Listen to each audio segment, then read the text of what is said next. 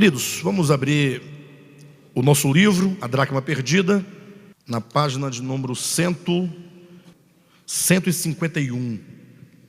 Bem, nós já estamos bastante avançados na nossa leitura. Nós estamos dando ênfase agora no discurso de Ioannes. Ioannes é João, o discípulo do amor, que contrapõe a visão que ele tem acerca dos eventos da redenção ao discurso de Simão Cirineu, teólogo cirineu, e também ao discurso equivocado de Drusus, o centurião, né? Então vamos continuar nossa leitura, avançando no entendimento. Página 151. Capítulo 23, o caminho da revolta. Vamos seguir? Continuou Ioannes: o pecado e a morte passaram a ser a marca de todos os homens. O velho homem crescia na medida em que Adão se multiplicava. Interessante essa questão do crescimento de Adão e esse crescimento do velho homem, né? O velho homem crescia na medida em que Adão se multiplicava. Esse conceito é um conceito bíblico, né? Por exemplo, quando nós lemos o Novo Testamento, você nunca vai encontrar, por exemplo, a expressão os novos homens. Plural não existe, é o novo homem, do qual todos os que creram em Cristo são parte, são membros deste novo homem. Portanto, o novo homem é um conceito coletivo, é um conceito de muitas pessoas que formam uma unidade, formam um novo homem. E essa ideia de novo homem coletivo parte da ideia de velho homem coletivo. Então, o velho homem, quando diz a Escritura, também sempre no singular, implica uma consciência caída, da qual muitos participam e se tornam, portanto, uma unidade em Adão. Adão, o cabeça dessa humanidade caída, e todos os seus filhos como sendo o seu corpo, não é? Então a Bíblia traz a ideia de dois homens. Vocês vão encontrar isso claramente em 1 Coríntios, capítulo 15, versículos 45, 46, 47, quando ali fala sobre dois homens, Adão e Cristo, o primeiro homem e o segundo homem, para demonstrar isso, de modo que todos os homens, individualmente, ou fazem parte do novo homem, ou fazem parte do velho homem. Mas ainda há um conceito maior. Já tratamos disso aqui, né? O Apocalipse, por exemplo, ele fala sobre um dragão grande e vermelho, né? Que é o diabo, né? O próprio Apocalipse fala que é a antiga serpente. Então nós temos a ideia da serpente em Gênesis, e agora essa serpente ela aparece no Apocalipse como um grande dragão. Ora, o que fez a serpente virar dragão? Ora, o seu crescimento e o seu desenvolvimento. A serpente era um animal pequeno, entenda no sentido metafórico, que foi crescendo, se desenvolvendo, ao ponto de se tornar um grande dragão vermelho. Então, quando o Apocalipse, no capítulo 12, versículo 9, diz que o dragão é a antiga serpente, está dizendo que, ao longo de toda a história, aquela serpente inicial foi se desenvolvendo, ganhando corpo, até se tornar um grande dragão vermelho, ok? Então isso fala do desenvolvimento da consciência caída, chamada diabo. E aqui nós temos que instaurar um conceito paralelo ao tradicional. O tradicional fala o diabo enquanto um querubim caído, único e exclusivo, e a ninguém mais se costuma conferir esse título de diabo, né? Nós sabemos pela Escritura, por exemplo, que todos que se opõem a Cristo, à sua verdade, de certo modo eles são diabo. Satanás, como é o caso de Pedro, que foi chamado de Satanás por Jesus em Mateus 16, quando Pedro de alguma maneira estava se opondo à morte de Cristo. Jesus falou que era necessário ir para Jerusalém para cumprir a obra de redenção, e isso implicaria todos os seus sofrimentos. Pedro disse: Senhor, isso de modo algum te acontecerá. Quando Pedro disse isso, diz a Escritura, disse Jesus a Pedro. Por que enfatizar isso? Porque não raras vezes muitos entendem que Pedro estivesse naquele momento possesso, ou que um demônio por detrás de Pedro tivesse falado. ou que Pedro, endiabrado, estivesse falando aquelas palavras. Mas o texto diz que Jesus disse a Pedro: arreda, Satanás, tu és para mim uma pedra de tropeço, porque tu, Pedro, não cogitas das coisas de Deus, mas das coisas dos homens. Então, naquela circunstância, Pedro estava agindo como um adversário do propósito de Deus. E Judas, um acusador e um traidor, foi chamado por Jesus de diabo, de diabo. Lá no Evangelho de João nós vemos isso. O que significa então que as expressões diabo e Satanás, elas devem ser entendidas mais amplamente do que simplesmente conferida a um único ser. Não que não haja esse ser enquanto protótipo, enquanto pai, origem da mentira, do engano, mas que deve saber que todos que participam da mesma consciência e do mesmo sentimento que esse inimigo, esse arqui-inimigo inicial, esse protótipo que é o Lúcifer caído, juntamente com ele, eles constituem um grande dragão. Então a antiga serpente seria esse aspecto inicial, original, mas que somado, trazendo muitos para si, vieram a constituir por fim o grande dragão. Por isso que fala do crescimento. O pecado e a morte passaram a ser a marca de todos os homens. O velho homem crescia na medida em que Adão se multiplicava. Caim, o segundo nome pedagógico depois de Adão, na construção da linhagem da serpente, prosseguiu dando continuidade à queda. Por que nós falamos o segundo nome pedagógico? Porque ainda que Caim seja um indivíduo, na Escritura ele está ali para representar algo. Ou seja, muitos perguntam assim: mas Adão só teve 3 filhos, com quem foi que Caim se casou? Não tem essa pergunta. Mas o que a Escritura diz? Que Adão teve filhos e filhas. Então certamente ele teve muitos filhos e muitas filhas, mas que a Escritura só registra o nome de 3: Caim, Abel e Sete. Não é isso? Somente esses 3. Então, mas por que somente esses 3? Porque em cada um deles há um ensinamento, há uma pedagogia divina. Então Caim, o segundo nome pedagógico. O primeiro nome pedagógico é Adão, o segundo é Caim. E aí vem outros nomes que a Bíblia vai usando para poder ensinar verdades eternas, né? Caim, o segundo nome pedagógico depois de Adão, na construção da linhagem da serpente, prosseguiu dando continuidade à queda. A primeira morte na terra não foi um juízo divino, mas um assassinato, fruto da violência do homem caído. A inveja e o ódio, predecessores da morte, atingiram a sua culminância quando, dominado pelo espírito luciférico, Caim matou o seu irmão. Eis aqui a primeira manifestação prototípica do pecado: as trevas e o ódio que se manifestam na forma de violência contra a criação de Deus. Isso é muito importante, porque o objetivo aqui de João não é ensinar meramente o que foi o assassinato de Abel, por Caim, mas ele está começando lá de trás para demonstrar que o pecado não tem origem em Deus, tem origem no ser caído, e que esse pecado, ao entrar no mundo, ele traz consigo uma série de desdobramentos de si. Então o pecado é um coração que nega a Deus, é um coração que dá as costas a Deus. Agora, qual é o resultado disso? A morte como o final de tudo. O pecado gera a morte. Entre o pecado e a morte há uma série de consequências trágicas, de misérias. Então João está dizendo que o matar o outro é uma consequência do pecado, de modo que ele fala bem claramente que o primeiro, como diz, eis aqui a primeira manifestação prototípica do pecado.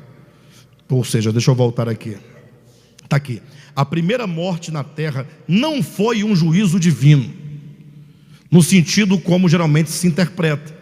Isso porque, vocês são testemunhas disso, em razão de uma leitura equivocada do Antigo Testamento, os cristãos, de uma maneira geral, seja na linha teológica católica, seja na linha protestante, seja na evangélica, qualquer uma dessas linhas, geralmente se confere a Deus muitos homicídios, como se Deus fosse um homicida. Confere a Deus essa ação de matar com violência o outro, e aí eles argumentam dizendo que Deus tem esse direito, porque Deus é justo, né? E porque o homem pecou, então Deus vai lá e mata a pessoa, simplesmente manda decapitar, manda esquartejar, manda tocar fogo, manda apedrejar, uma série de situações. E João está dizendo: não, isso é uma manifestação do pecado. Toda forma de violência é manifestação do pecado, da natureza caída, de uma consciência caída, né? Então ele deixa claro dizendo: eis aqui a primeira manifestação prototípica do pecado, as trevas de ódio que se manifestam na forma de violência contra a criação de Deus. Por isso, não demorou para que essa mesma violência se voltasse contra o Criador. Então o pecado gera violência contra a criação de Deus e consequentemente contra o Criador. Enquanto Adão deu largada, assumindo a ilusão de ser semelhante ao Altíssimo, Caim retirou-se da sua presença. Como o filho pródigo do Evangelho, Caim afastou-se da presença do Senhor e foi habitar numa terra distante em Nod, ao oriente do Éden. É necessário ressaltar que o pecado, como a manifestação natural do ego, começa com a ilusão e prossegue para o abandono ao Criador. Este é ainda um estágio semiconsciente da queda, passível ainda de remissão.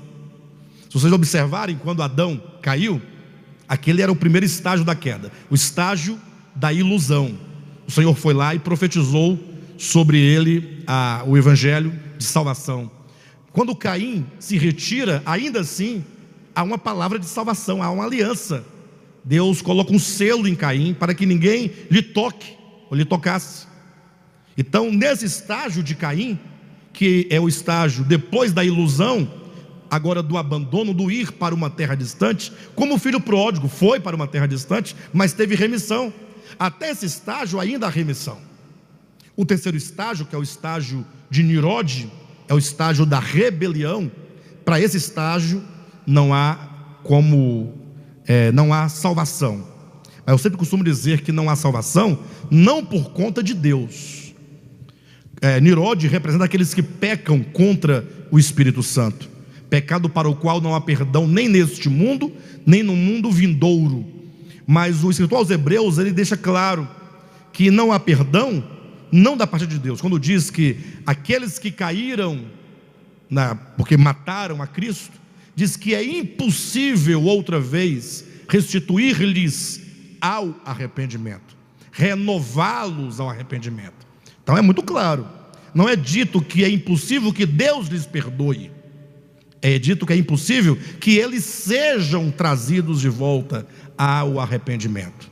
Ou seja, se Deus é amor, e Ele é amor, puro amor, então não se pode pensar absolutamente em nenhuma circunstância, em nenhum tempo, em que Deus negaria a qualquer uma de suas criaturas o seu perdão.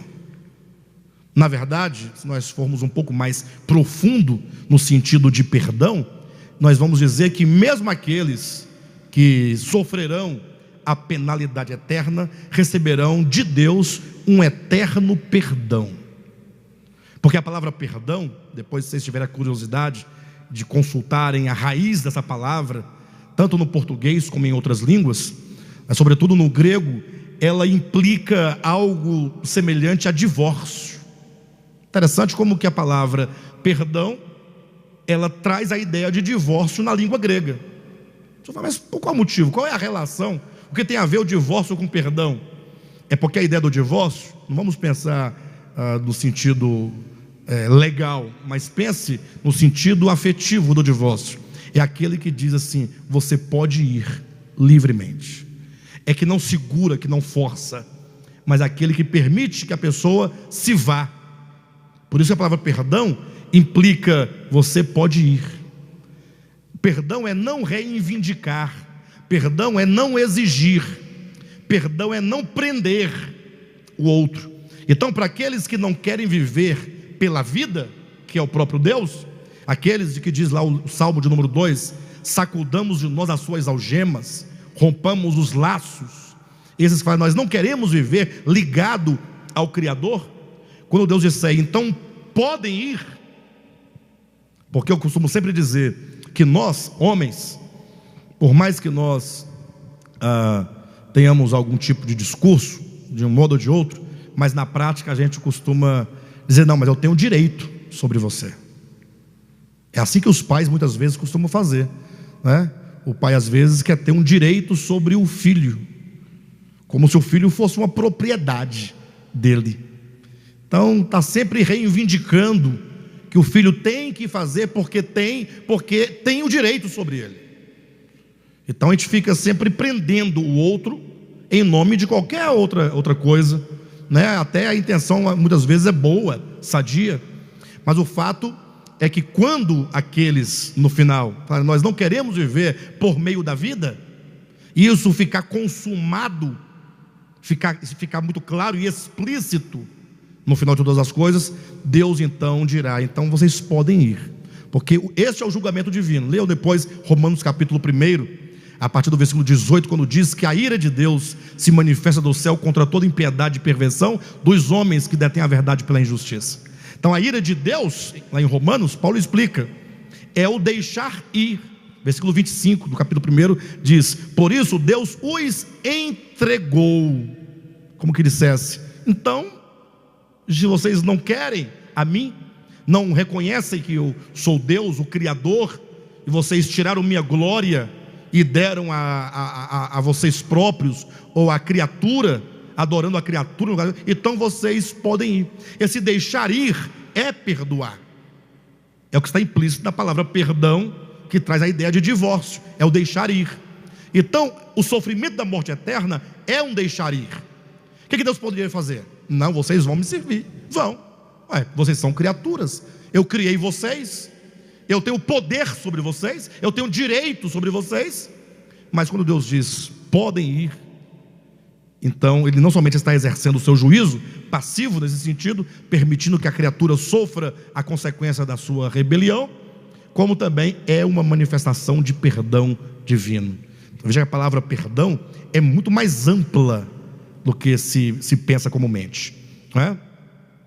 Então diz assim, olha, por isso, página 152, não é? Não demorou para que essa mesma violência se voltasse contra o Criador. Desculpe-me. Terceiro parágrafo, não é o segundo. Isso. É necessário ressaltar que o pecado, como a manifestação natural do ego, começa com a ilusão e prossegue para o abandono ao Criador. Este é ainda um estágio semiconsciente da queda, passível ainda de remissão. O retorno do filho pródigo, nesse estágio, é possível ainda, ou é ainda possível, pois o pai lhe espera de braços abertos. Tudo está preparado, desde a fundação do mundo, para o retorno do filho. O cordeiro cevado, as vestes novas, as sandálias e o anel.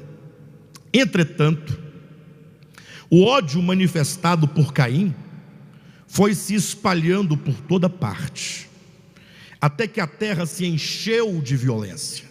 Gênesis capítulo 6 diz que a terra estava cheia de violência, não mais podendo conter tanta transgressão à lei natural. Os céus se derramaram em água e um dilúvio inundou a terra.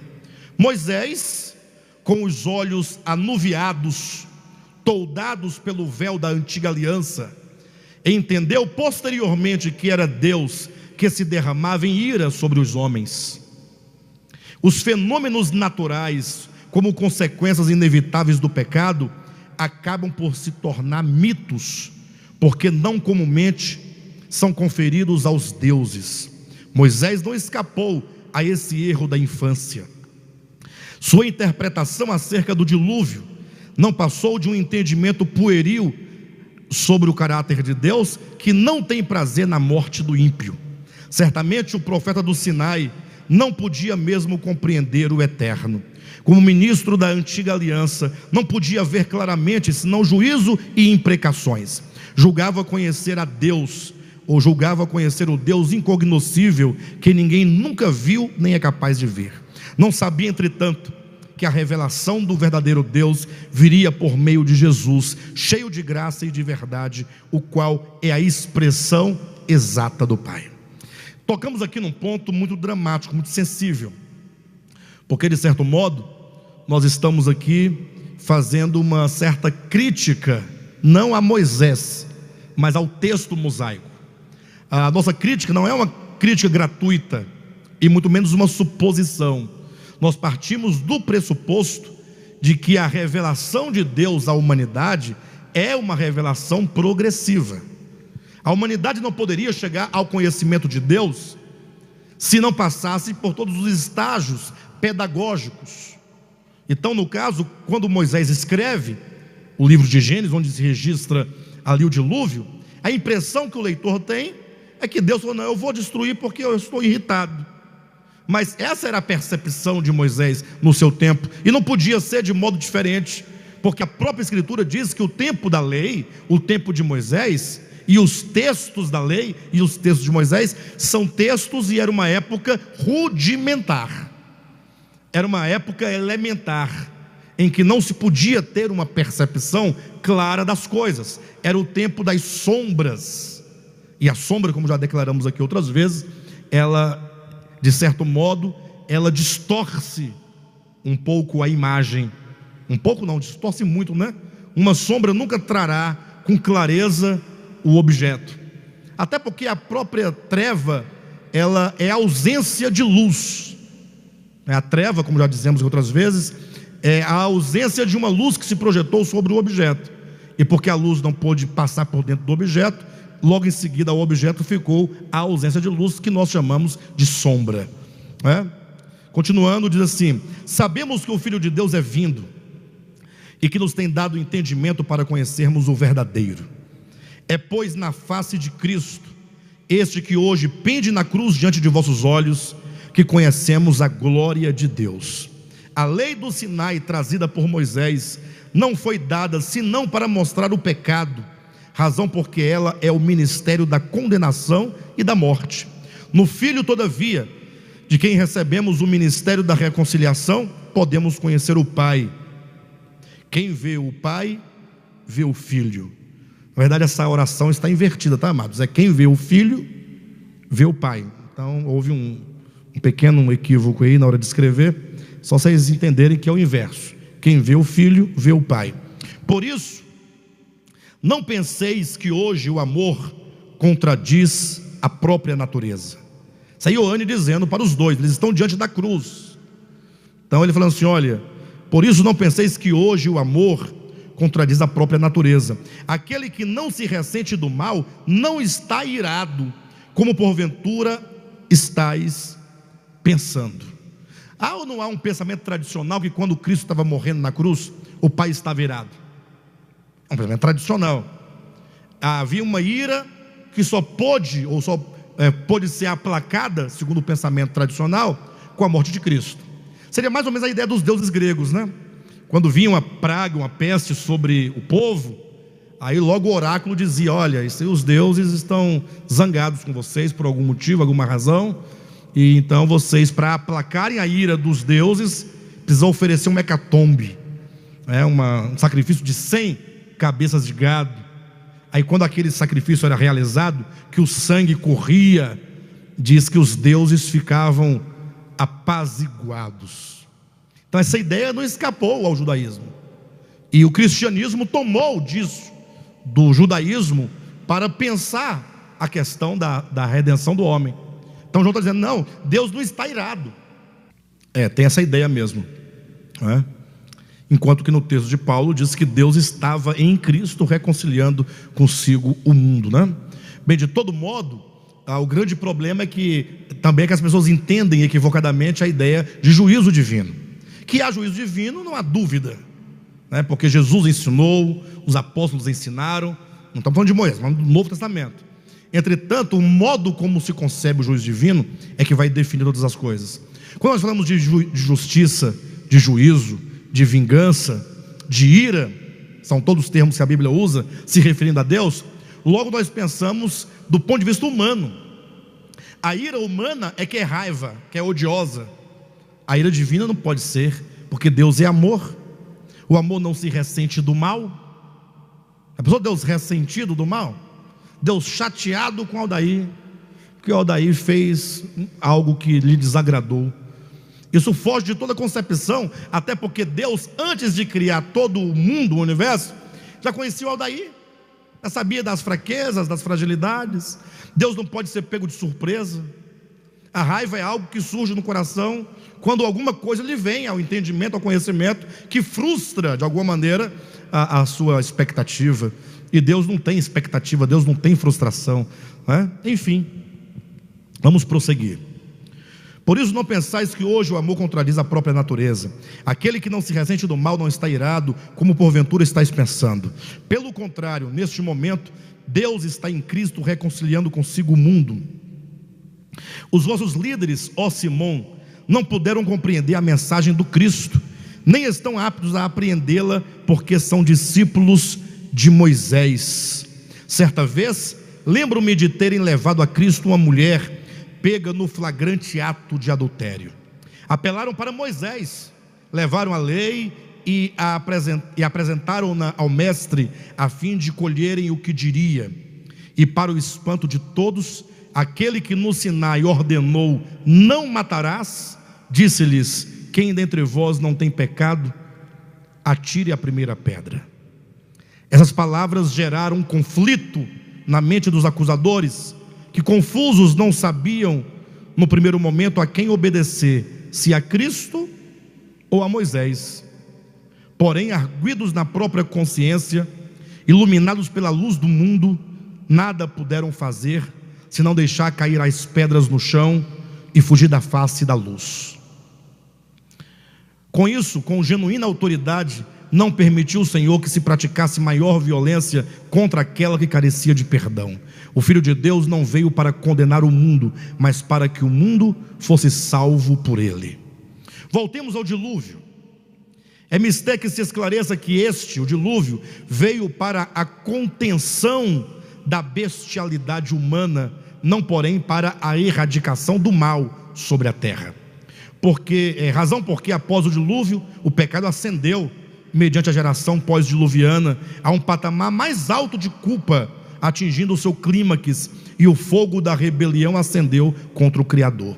Nirode, rebelde por natureza e por etimologia, ou seja, ele em natureza rebelde, e o próprio nome Nirode implica rebelião, né?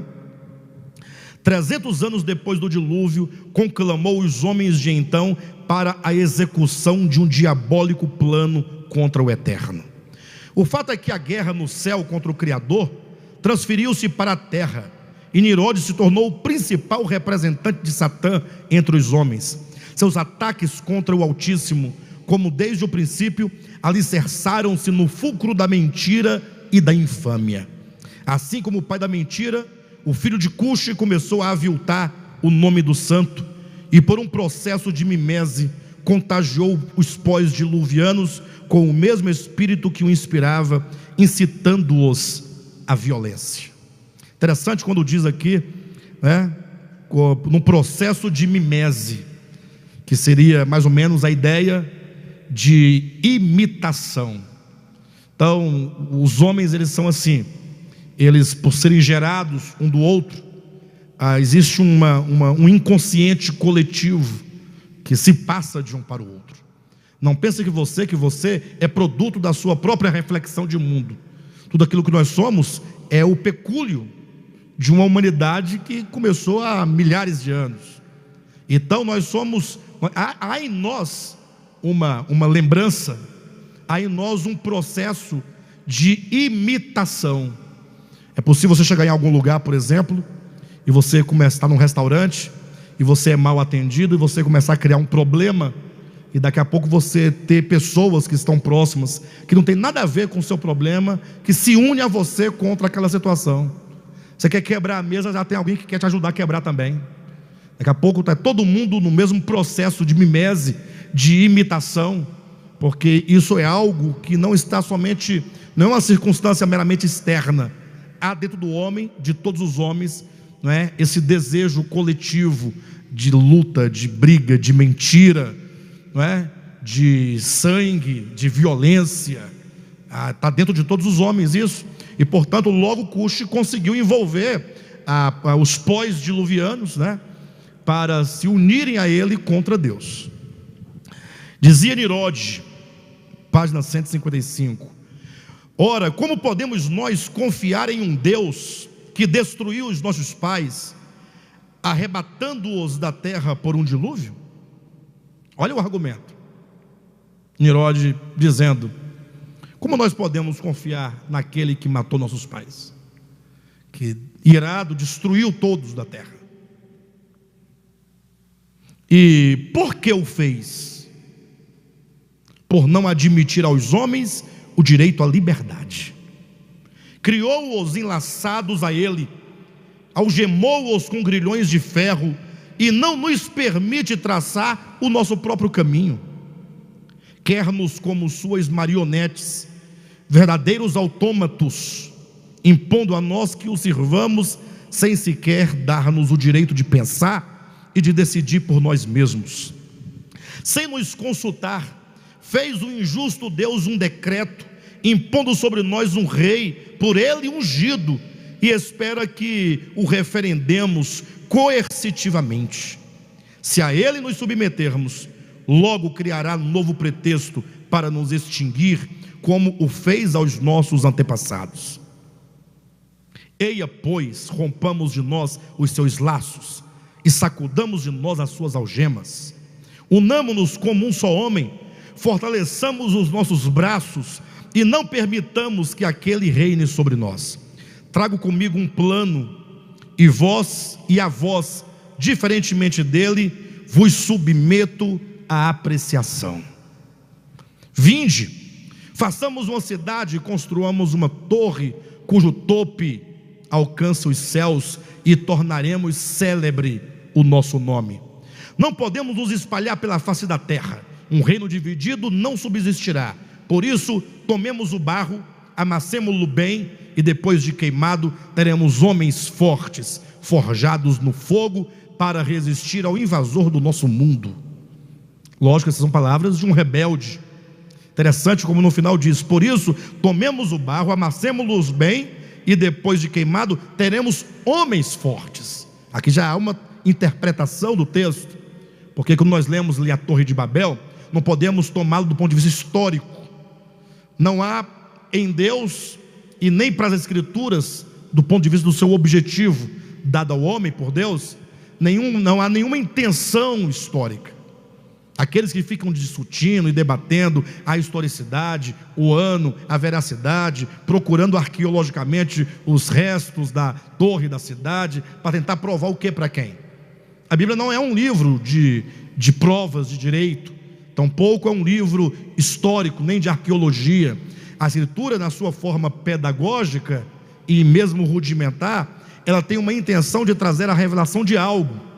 Nós demonstramos na conferência do ano passado que o que era Babel, em Gênesis, se desdobrou e se desenvolveu em Babilônia, no meio da Bíblia, e chegou ao Apocalipse como Grande Babilônia.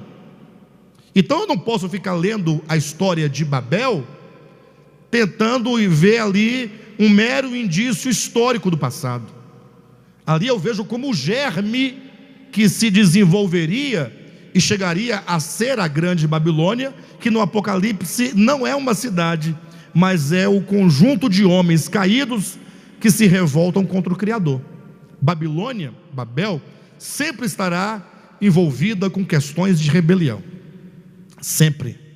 Por isso, quando diz lá no texto, o texto deve ser lido no primeiro momento como Nirode querendo construir uma cidade literal, mas o Apocalipse, ele me obriga agora a ver esse tomar o barro, amassar o barro, forjando ali tijolos, queimando, endurecendo o barro, como sendo o homem.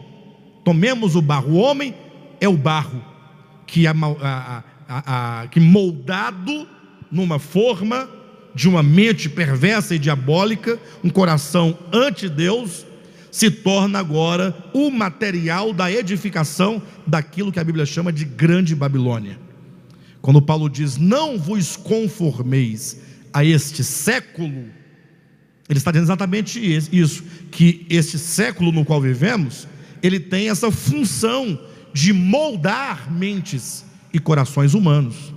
Não vos conformeis, não é você ficar inconformado. Estou inconformado com a vida, né? Não é esse sentido. Não vos conformeis, não vos moldeis a este século.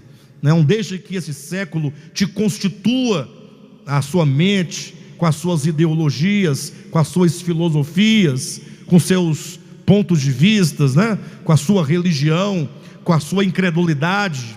Não permita isso.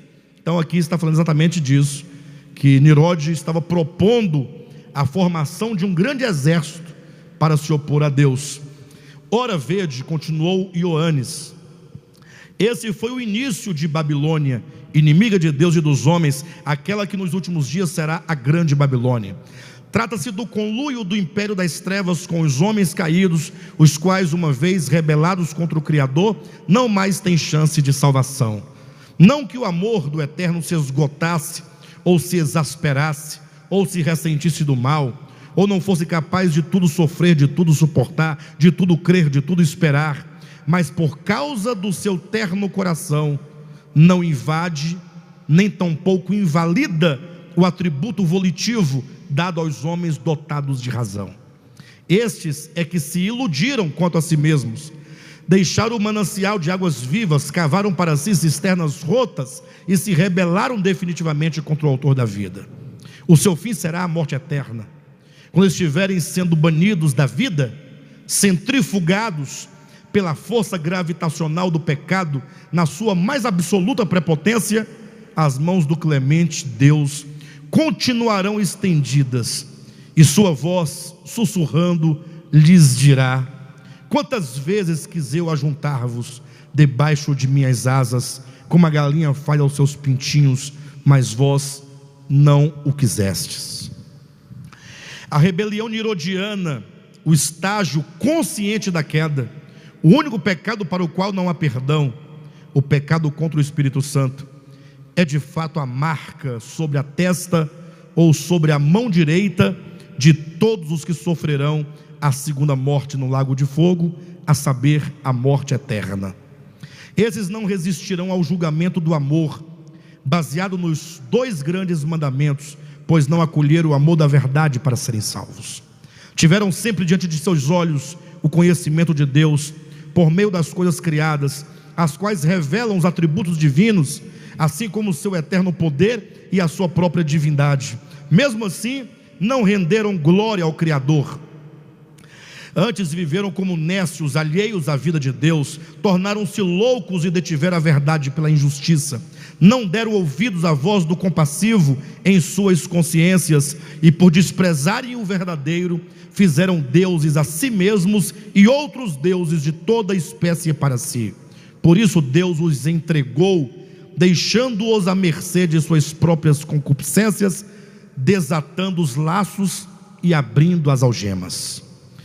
O julgamento de Deus, nesse sentido, ocorre em plena passividade, permitindo que as trágicas consequências do pecado atinjam o homem. De fato, Deus os entregou a si mesmos. Essa expressão é interessante, Deus os entregou a si mesmos. A ideia é mais ou menos assim: Deus, Ele é todo poderoso, Ele pode todas as coisas.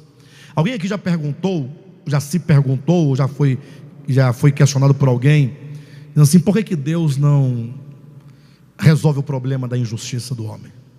Ele não é todo poderoso? Sim ou não? Ele poderia resolver o problema da humanidade num estalar de dedos. Por que Ele não o faz? Porque Deus, quando criou o homem, Deus deu ao homem a faculdade da vontade. Os animais não têm vontade, eles têm instinto. O homem tem vontade, o homem tem discernimento, o homem tem liberdade de escolha, não é? Em razão disso, os homens se afastam de Deus, e esse afastamento traz para si uma série de consequências.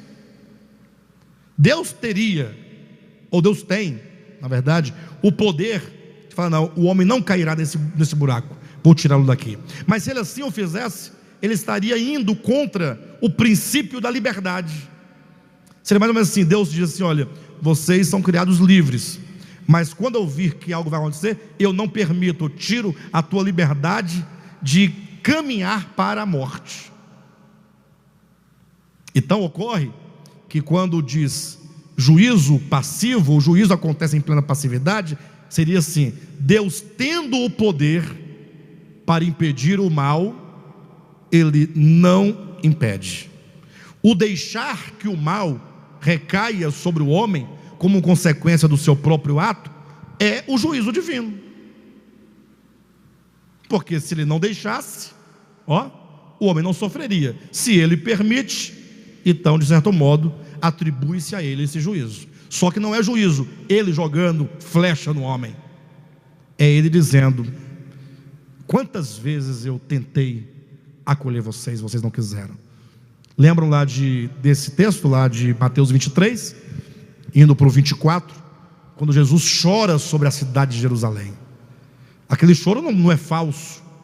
Aquele choro é como dizer assim, olha, eu fiz de tudo, mas uma coisa eu não posso fazer, impedir que vocês sigam o caminho de vocês. Então eu só posso lamentar. E desde agora ele profetiza o juízo, essa casa ficará deserta e não ficará aqui pedra sobre pedra. Então eu estou vendo o juízo e permitindo que o juízo aconteça. Isso é juízo divino. Então, continuando, último parágrafo da página 157, o julgamento de Deus nesse sentido ocorre em plena passividade, permitindo que as trágicas consequências do pecado atinjam o homem. De fato, Deus os entregou a si mesmos. Por isso o amor tudo sofre, até mesmo a perda daqueles que foram criados para a sua glória. Então, a palavra perda tem a mesma raiz de perdão, né? Está vendo? Por isso o amor tudo sofre, até mesmo a perda daqueles que foram criados para a sua glória, e sem nada poder fazer, não por falta de onipotência ou soberania, mas restrito pela força do amor, pois Deus não pode negar a si mesmo, apenas faz como naquele dia em Betânia, quando ao ressuscitar Lázaro, chorou por aqueles que não criam nele. Desde Babel, mesmo tendo o Senhor espalhado os homens sobre a face da terra, o mal não se conteve, antes prosperou por todos os rincões do planeta. Os pós-diluvianos, não raras vezes, e mesmo os descendentes de Abraão, foram, posto que fossem a nação eleita de Deus sobre a terra, não somente se iludiram, como se afastaram da presença de Deus. E entre estes e aqueles, sempre houve quem chegasse ao último estágio de rebelião, resistindo ao Criador, como fez Nirode, o valente caçador que encarava a Deus face a face. O mundo jaz no maligno, o mundo que não ama a Deus e que hoje dispara contra o Criador na cruz suas penúltimas armas. Vinde comigo e eu lhes farei entender como chegamos ao dia de hoje. Página 159, capítulo 24, a vinha, os vinhateiros e a usurpação. O que o João está dizendo, fazendo uma retrospectiva, desde a queda até chegarem à cruz. Quando ele faz a retrospectiva, desde a queda de Lúcifer nos céus, a queda do homem, o afastamento, a ilusão, o afastamento, a rebelião, ele vai trazendo os princípios para demonstrar que o que está acontecendo na cruz não era Deus irado, mas era o cumprimento da estratégia e do plano de Satanás, que odiava o Filho. Vamos ler. A vinha, os vinhateiros e a usurpação. O Criador plantou uma vinha num outeiro fertilíssimo, limpou a terra, retirou as pedras, arou o solo, plantou nele vides escolhidas e cercou-a com uma sebe. Essas foram as palavras e a metáfora que o profeta Isaías usou para se referir ao projeto de Deus, com vistas a estabelecer sobre a terra um povo escolhido, a nação de Israel. havendo dispersado os rebeldes em Babel, o Senhor escolheu dentre os pós-diluvianos a Abrão, a fim de que este fosse a semente de um novo povo, separado dos gentios. A partir desse germe, Deus estabeleceria o seu reino sobre a terra, a fim de ser a base de seu governo, por meio do qual se revelaria aos demais povos. Na qualidade de vinhedo de Deus, deveria a nação santa de Israel servir de alimento para Deus e para os homens. Deveria produzir frutos, a fim de que o propósito para o qual for estabelecido se cumprisse. Entretanto, posto que fosse uma nação santa pela ação soberana de Deus, não o era em natureza. Desde o dia em que foi germinada, por ocasião de sua libertação do Egito, até os dias de hoje, sua história foi marcada pela presença orgânica do pecado. A despeito das inexoráveis imprecações da lei e das constantes ameaças dos profetas, sempre fora dominada pelo ego, o que a levou a viver para si mesma. Falando do povo de Israel, né? O afastamento de Deus em suas consciências levou os eleitos às mais duras consequências. E a despeito de seus constantes sofrimentos, continuavam a cavar para si cisternas rotas e a desprezar o manancial de águas vivas. Durante toda a sua experiência, estiveram a comer diariamente do fruto da árvore do conhecimento do bem e do mal. Suas escolhas e desejos sempre foram dominadas pela paixão carnal, natureza adâmica que não se inclina a Deus, nem se rende à sua vontade. De tempo em tempo, o Criador enviava-lhes seus servos, os profetas, para colher do vinhedo algum fruto, mas a aridez de suas consciências e a esterilidade de seus corações não somente lhes fechavam a madre, como também lhes inspiravam a violência contra os enviados de Deus. Os lavradores, agarrando os servos, espancaram a um, mataram a outro, apedrejaram a outros. Profetas foram cerrados ao meio, e não poucos foram lançados em calabouços à base de pão e água. E quanto mais Deus lhes enviava mensageiros, tratavam-nos da mesma forma. Nisso, mais uma vez, se vê claramente as obras do pecado como manifestação de profunda hostilidade contra Deus e sua criação. Nem mesmo o seu próprio povo escolhido escapou ao contágio e poder do pecado.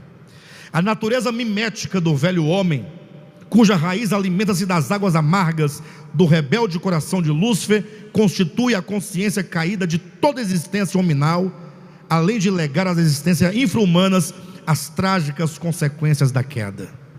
Porque o homem fora criado com o fim de dominar sobre todas as coisas, as consequências de seu pecado recaíram sobre todos os seres a ele subordinados.